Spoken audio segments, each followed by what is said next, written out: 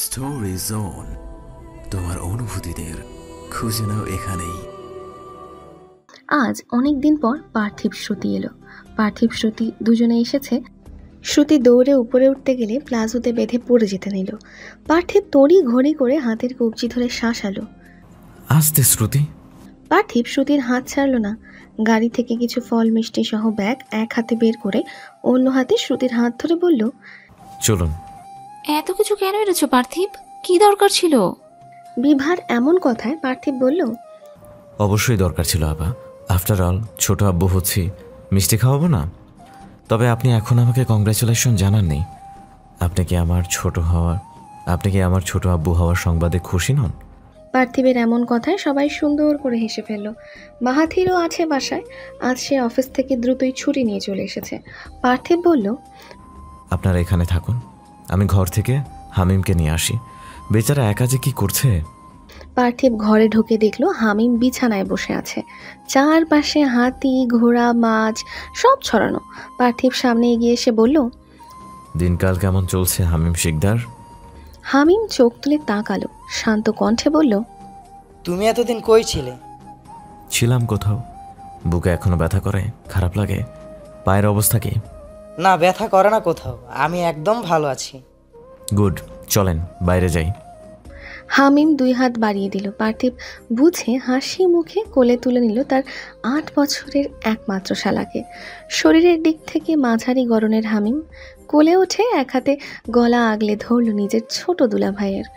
পার্থিব হামিমকে এনে বসালো সোফায়। হামিমের পাশেই মাহাথির। পার্থিবও বসলো পাশের সিঙ্গেল সোফায়।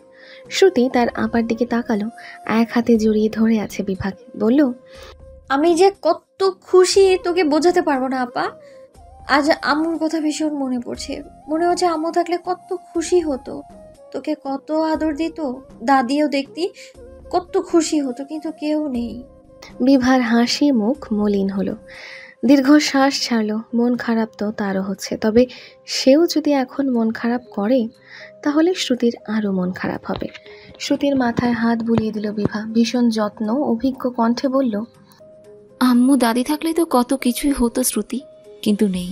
কি আর করার, আমরা যারা আছি তাদের নিয়েই চলতে হবে। যারা নেই তাদের কথা ভেবে জীবন থামিয়ে দিলে চলবে?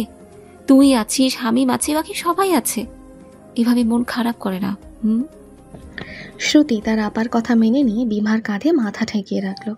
সবাই নিজেদের মতো গল্প করতে লাগলো। শ্রুতি হঠাৎ করে বলল, আপা নাম ঠিক করেছিস?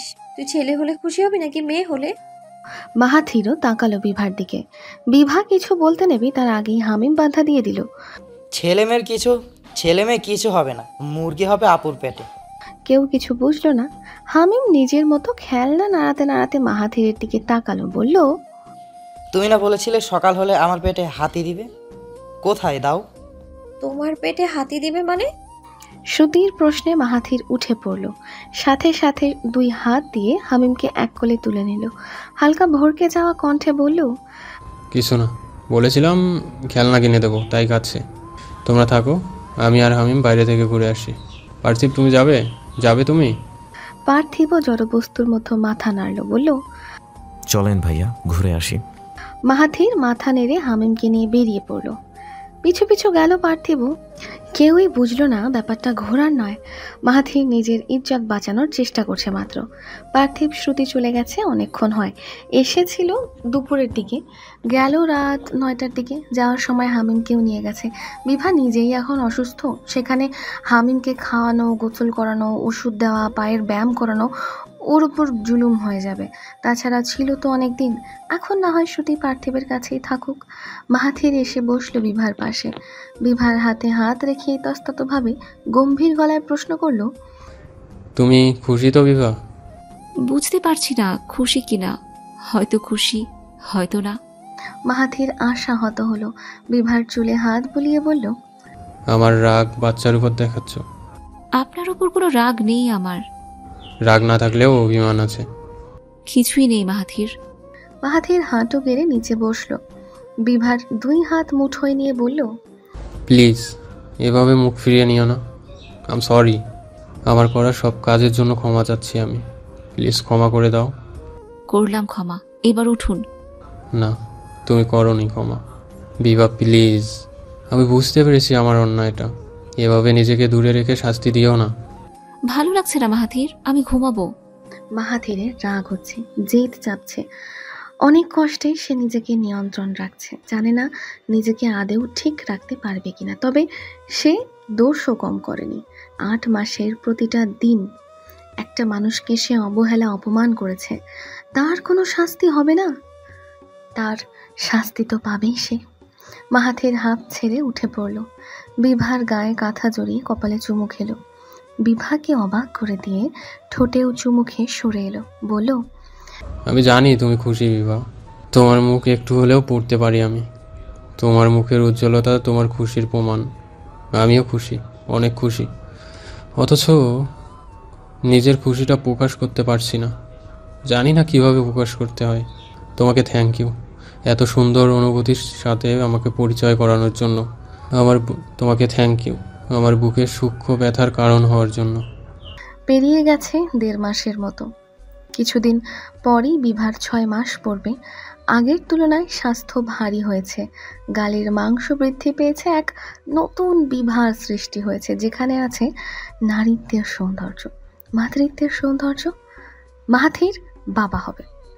3 শব্দের কথাটা হালকা মনে হলেও এর মাঝে লুকিয়ে আছে বহু দায়িত্ব, কর্তব্য, অধিকার, ভালোবাসা, শাসনের সংমিশ্রণ, যার প্রকাশ ঘটবে তার সন্তান ভূমিষ্ঠ হওয়ার পরে।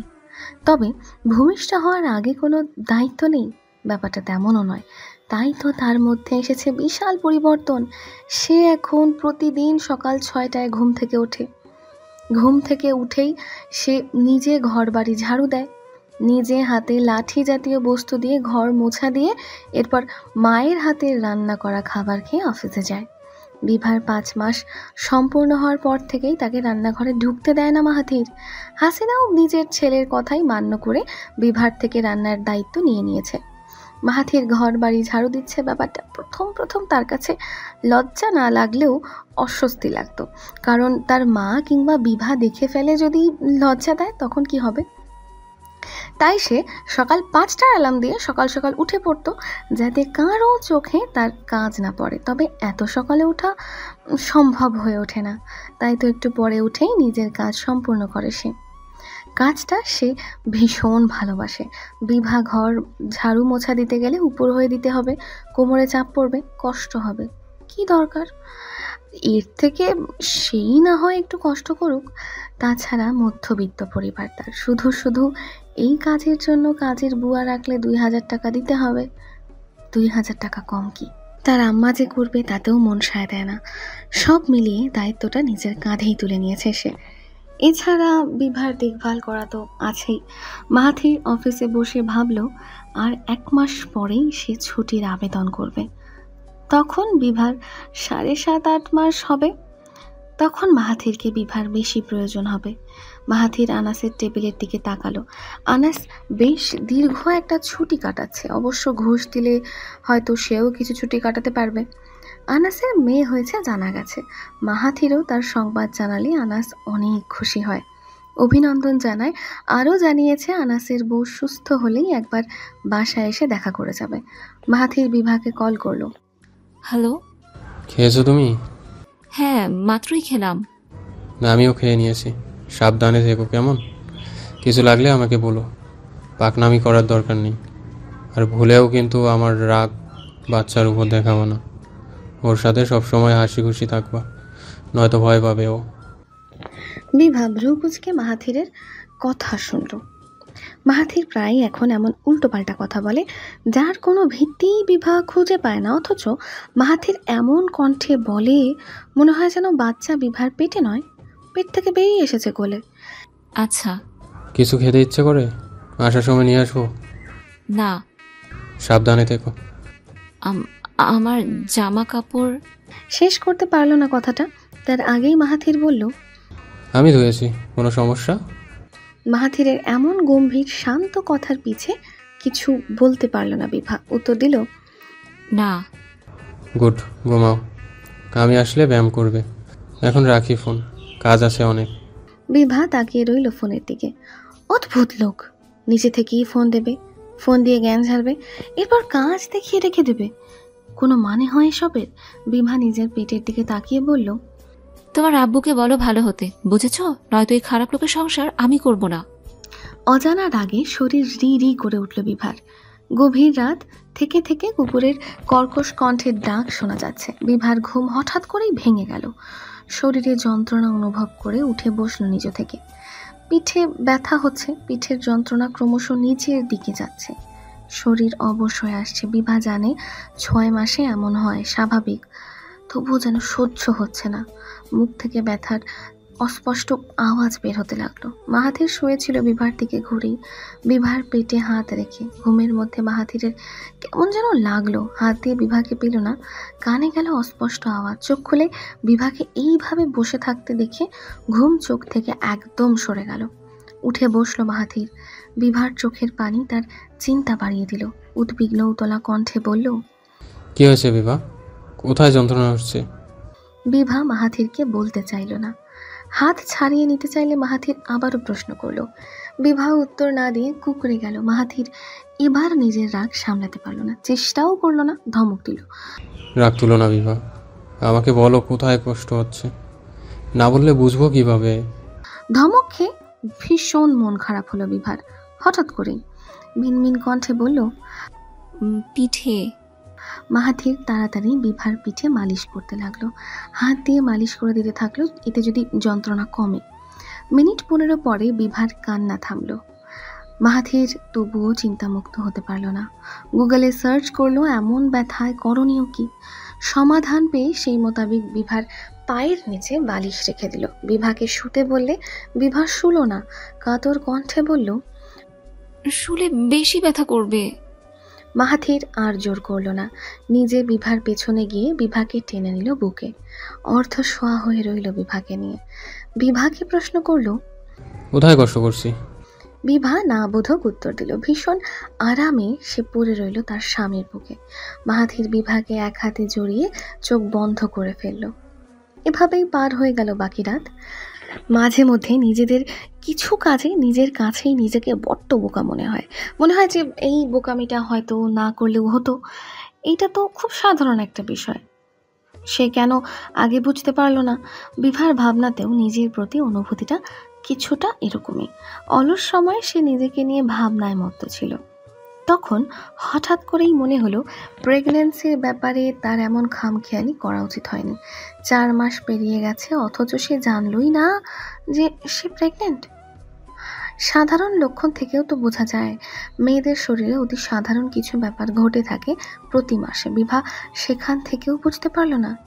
এরকম না বুঝতে পারার চক্করে পরে যদি বাচ্চাটার কোনো ক্ষতি হয়ে যেত। নিজের অবচেতনেই বুকটা ধক করে উঠল। হাতটা পেটে রেখে ভাবল, সৃষ্টিকর্তা যা করেন ভালোর জন্যই করেন। তাই তো বিভা সময় থাকতে জেনে গিয়েছে, বাচ্চাটার খেয়াল রাখতে পারছে। বিভার সামনে তাকিয়ে দেখলো মাহাথির ছোট কাঠের টেবিলের উপর প্লেট রেখে নিজে চেয়ারে বসে ভীষণ মনোযোগের সাথে আপেল ঝুলছে।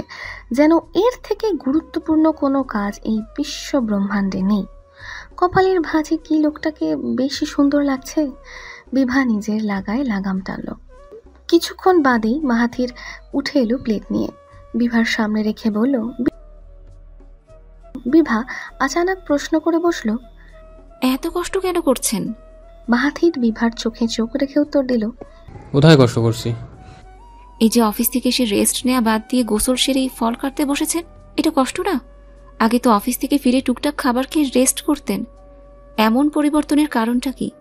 এত পরিবর্তন কেন হলেন? পরিবর্তন তো তুমিও হয়েছো বিভা, আমি কিছু বলিনি সেই নিয়ে। আমি তোমার পরিবর্তনকে অ্যাকসেপ্ট করে নিয়েছি। তুমি কেন করছো না?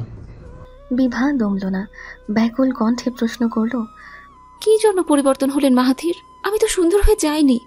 এমনও নয় রূপ লাবণ্য বেড়ে গিয়েছে, উল্টো আগে কালো ছিলাম এখন মোটাও হয়ে গিয়েছি। গাল ফুলে গেছে, চুল পড়ছে, আরো জঘন্য হয়ে যাচ্ছি। কালো আমি কি আপনি মানতে পারতেন না? তাহলে এই আমাকে মানার চেষ্টা কেন করছেন? মাহাথির নিশ্চুপ হয়ে চেয়ে রইল বিভার দিকে। এই প্রশ্নের কি উত্তর দেবে সে? সে এত জঘন্য রকমের কাজ করেছে কিভাবে? বিভা বুঝি সারা জীবনই ওর করা নোংরা কাজগুলো নিয়ে ওকে ঠেস দেবে? কেন দেবে?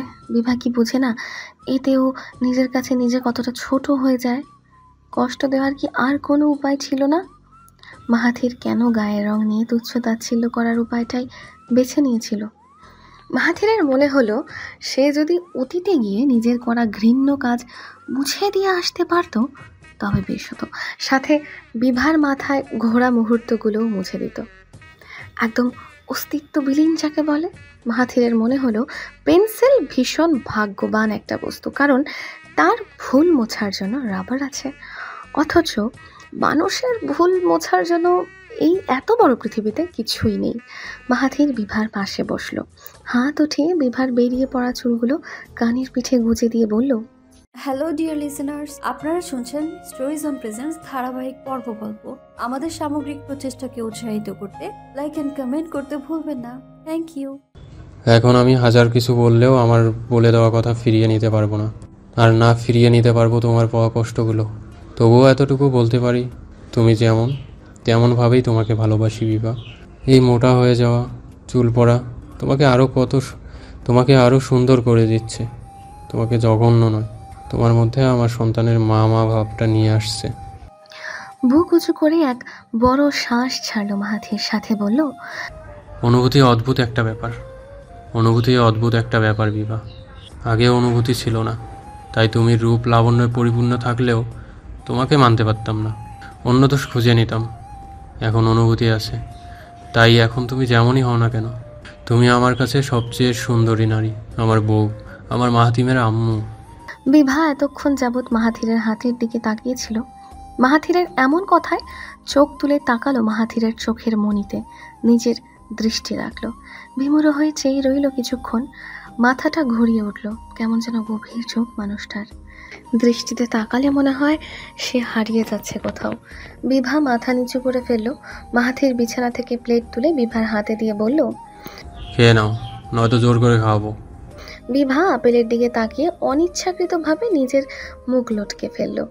আপেলের চামড়ার সাথে মাংসও অর্ধেক ফেলে দিয়েছে এই লোক। বিভা বলল, আপনাকে আপেল ছুলতে কে বলেছিল? এমনিতেই খেতাম আমি। আপেলের চামড়ার সাথে আপেলের মাংসও ফেলে দিয়েছিলেন। তুমিই তো বললে আপেলের চামড়ার কারণে আপেল খেতে ভালো লাগে না, তাই তো আমি 25 মিনিট লাগিয়ে ছুললাম 2টা আপেল। আমি বলেছি তাই আপনাকে ছুলতে হবে?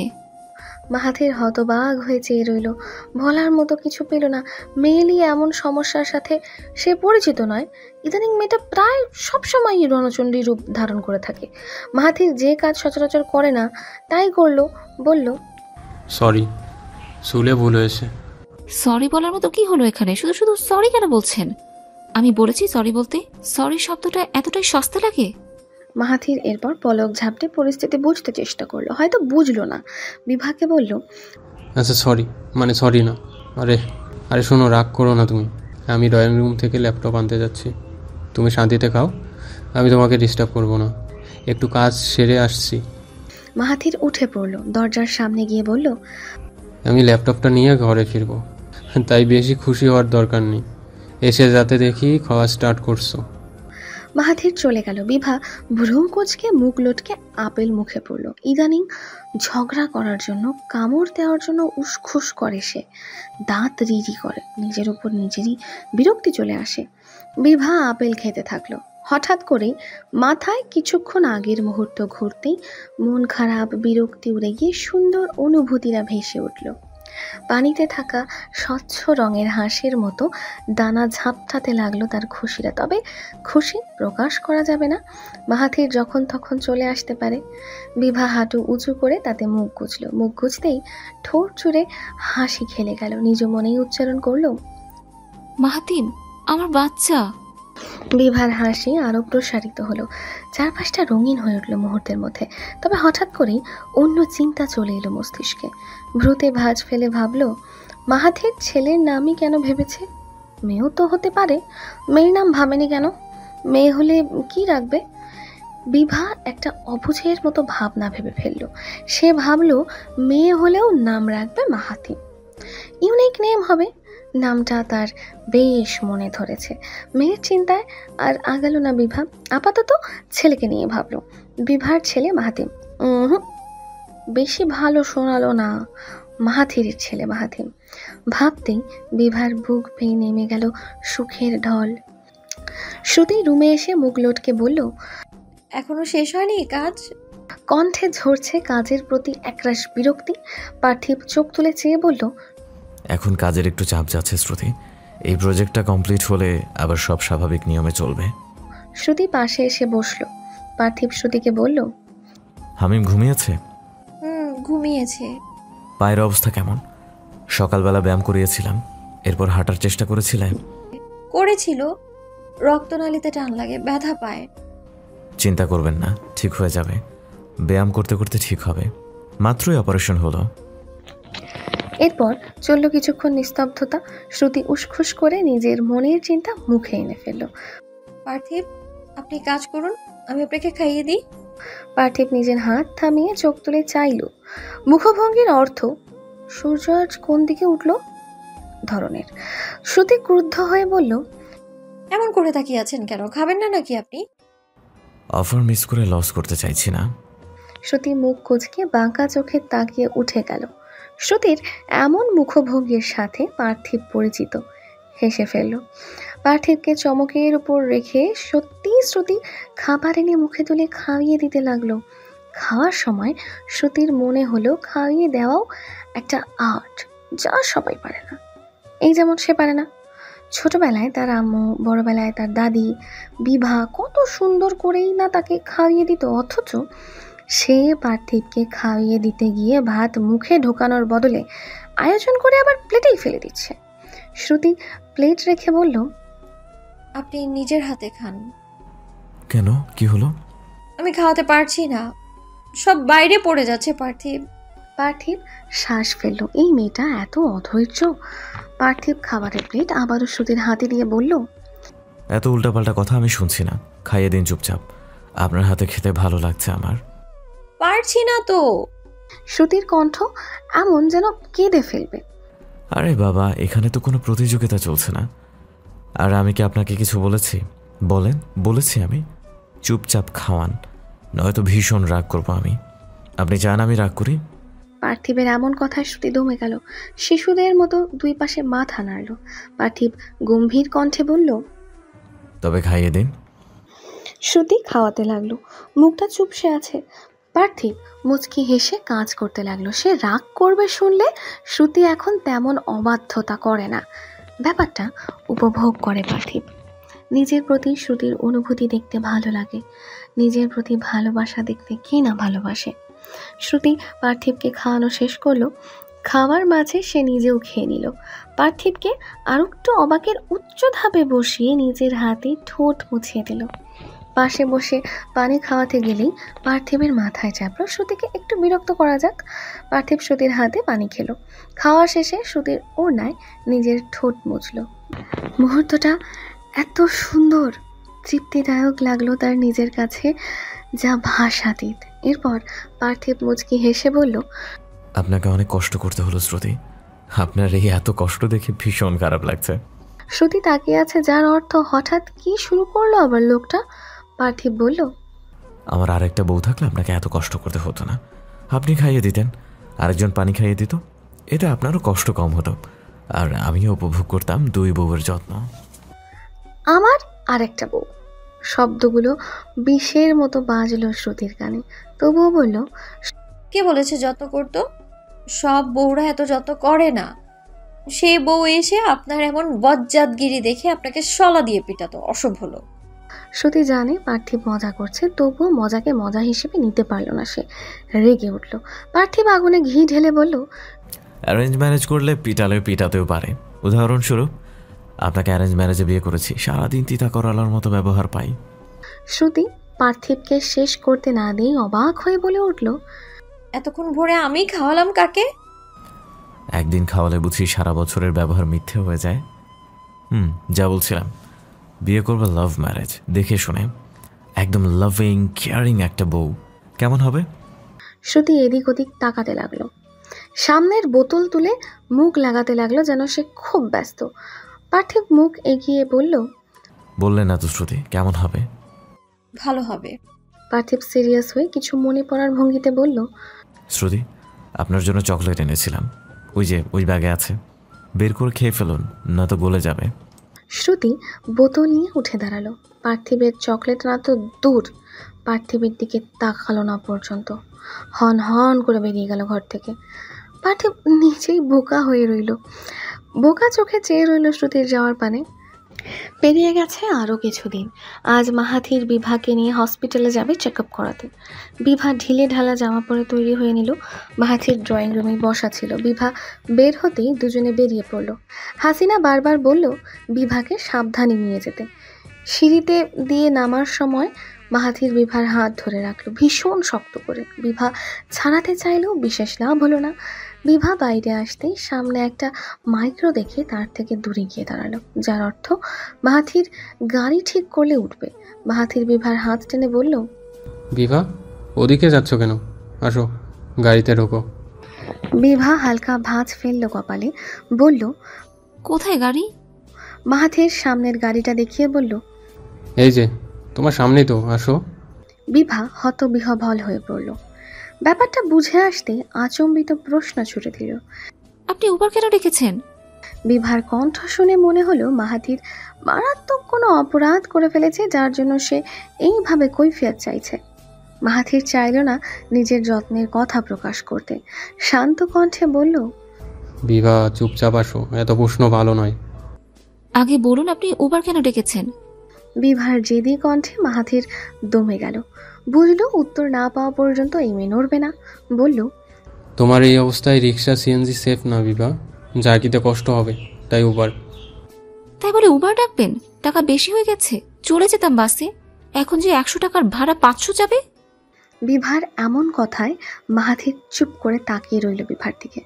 যতদূর সে জানে আমিন শিকদার ভালো না হলেও বিভা, শ্রুতি, হামিম বেশ আরাম আয়েশে মানুষ হয়েছে। এসি বাড়ি, এসি গাড়িতে বেড়ে ওঠা ওদের, সেখানে সে এইসব কিছুই দিতে পারেনি বিভাকে। উল্টো তার বাড়ি এসে বিভা নিজে থেকে কাজ করে কষ্ট করে, আর আজ যখন সুবিধার জন্য উবার ডাকলো তাও মেয়েটা মানতে চাইছে না। স্বামী টাকার হিসাব করছে। মেয়েরা বুঝি এমনই হয়? সব মেয়ে এমন হয় না। যারা আদর্শ মেয়ে বউ, তারাই কেবল এমন হয়।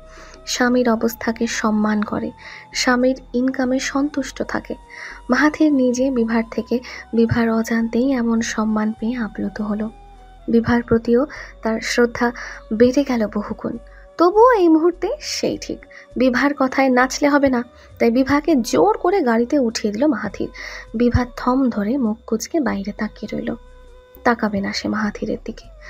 গাড়ির ভেতর বসে বসে ঢাকার জ্যামকে কয়েক দফায় খারাপ কথা বলল মাহাথির। হসপিটালটা এমনিতেই কিছুটা দূরে, তার উপর এত জ্যাম। আদৌ আজকে পৌঁছাতে পারবে কিনা কে জানে। বিভার মুখ দেখার চেষ্টা করলো, মেয়েটা কাঁধে ঘুমিয়ে আছে। এসির মধ্যেও কপালে ঘাম দেখে ভীষণ মায়া হলো। মাহাথির নিজের টিস্যু দিয়ে মুছে দিতে লাগলো কপাল। বিভা পিট পিট করে চোখ খুলে নিজের অবস্থান বুঝলো, বুঝতেই বিদ্যুৎ বেগে সরে গেল। মাহাথির বিভার দিকে তাকিয়ে বোঝার চেষ্টা করলো যে কি হলো।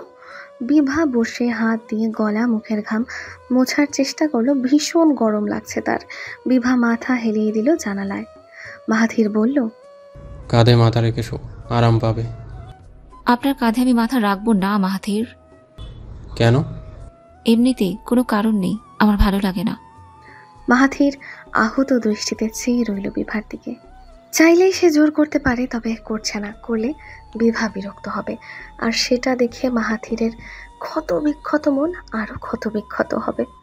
মাহাথিরের মনে পড়ল বাসে বিভা একবার তার কাঁধে মাথা রাখতে চেয়েছিল বলে সে সরিয়ে দিয়েছিল, আর আজ কিনা বিভার মাথা নিজের কাঁধে রাখানোর জন্য মনটা আনচান করছে।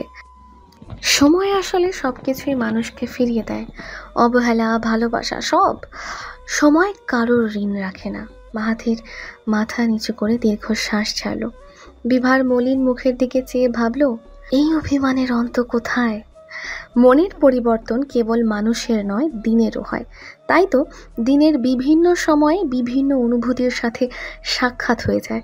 ভোর যেমন তার স্নিগ্ধ আলোয় স্নান করায়, সকাল দুপুরের মধ্যভাগ তেমন সূর্যের রণচণ্ডী রূপের দর্শন করায়। দুপুর যেমন শুনশান নীরবতায় কাটে, সন্ধে তেমনই নিঃসঙ্গ করে তোলে। সে এক ভয়াবহ নিঃসঙ্গতা। সন্ধ্যাবেলার কাজেই বুঝি মন খারাপ করিয়ে দেওয়া। কেমন একলা একলা অনুভব হয় সবার। মনে হয় চারিদিকে কেউ নেই, কোথাও নেই, কিছু করার নেই। অকারণেই ইচ্ছে করে বাসা ছেড়ে দূরে কোথাও চলে যেতে, এক অচেনা অজানা জায়গায় ঘর বানাতে, আর সেখানেই নিজের ইচ্ছে মতো কাজ করে মন ভালো করতে। নিঃসঙ্গতার সময় নিজের মনের কথা যদি কাউকে বলা যেত তবে হালকা হওয়া যেত, কিন্তু নিঃসঙ্গতায় আমরা ভাবি সব আজ খুবই অবান্তর কথা। অবান্তর কথা যাকে তাকে বলা যায় না। স্টোরি জোন, তোমার অনুভূতিদের খুঁজে নাও এখানেই।